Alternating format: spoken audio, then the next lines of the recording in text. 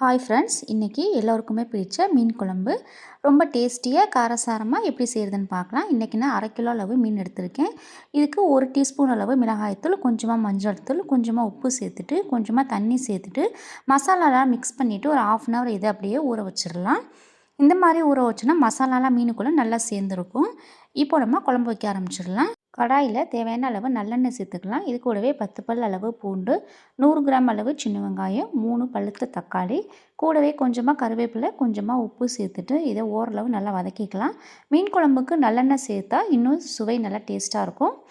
நல்லா இது ஓரளவு வதங்கினதும் மிக்ஸி ஜாரில் போட்டுட்டு அரைச்சிட்டு எடுத்து வச்சுக்கலாம். அதே கடாயில் தேவையான அளவு நல்லெண்ணெய் சேர்த்துக்கலாம். இது கூடவே கொஞ்சமாக வெந்தயம் பொரிஞ்சதும் ஒரு பெரிய வெங்காயத்தை பொடியாக கட் பண்ணிவிட்டு சேர்த்துடலாம். கூடவே 3 பச்சை மிளகாவையும் சேர்த்து கொஞ்சமாக கருவேப்பிலை, கொஞ்சமாக உப்பு சேர்த்துட்டு நல்லா வதக்கிடலாம்.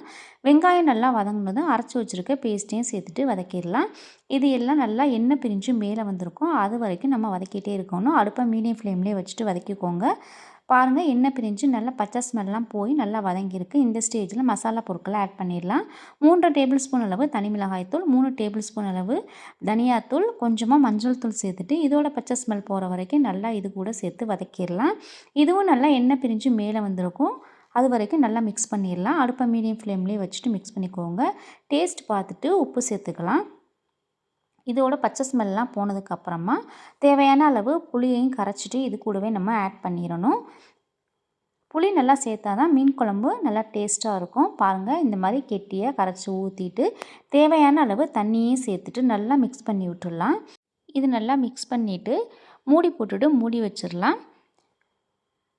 பாருங்கள், மூடி போட்டு மூடி வச்சாச்சு. நல்லா கொதி வரட்டும். குழம்பு நல்லா கொதி வர ஆரம்பிச்சிருச்சு.